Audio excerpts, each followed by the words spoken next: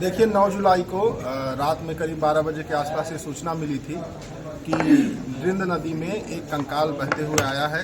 तत्काल घटनास्थल पर पुलिस पहुंची, सीनियर ऑफिसर भी पहुंचे और कंकाल को कब्जे में लेकर के जब उसको देखा गया तो उसका धड़ जो है सर से अलग था और साथ ही साथ वहां पर वो शव काफ़ी पुराना था। तुरंत उसको पीएम के लिए मोर्चरी भेजा गया और उसका पहचान के लिए अग्रिम डीएनए सैंपल भी कलेक्ट किया गया, जिसको एफएसएल भेजा गया। बाकी जब आगे बारीकी से पूछताछ की गई तो पता चला कि बकेवर थाना क्षेत्र में 2 लोग हैं, एक राम भवन और प्लस उनकी पत्नी सरिता।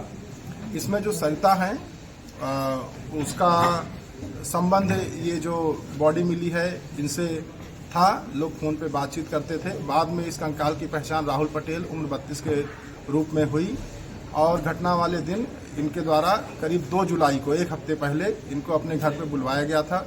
जब ये घर पर आए तो इनके पति द्वारा और इनके द्वारा मिल करके इनका गला घोट करके इनकी हत्या कर दी गई।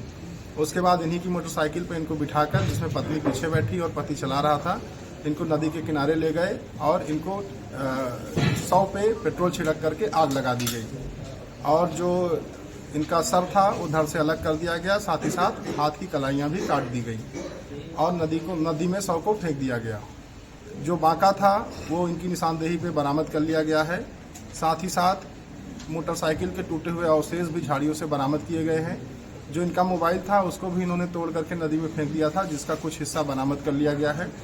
फील्ड यूनिट को बुला करके घटनास्थल से जो आग लगाई गई थी उसके कालिख और अन्य अवशेष कलेक्ट किए गए हैं। इन लोगों में पूछताछ में एक बात और पता चली कि कानपुर के पश्चिमी पारा थाना क्षेत्र में इनकी गुमशुदगी भी लिखी गई थी। उसी के क्रम में इनकी पहचान हुई और आगे घटना का अनावरण हो सका है। आपराधिक इतिहास?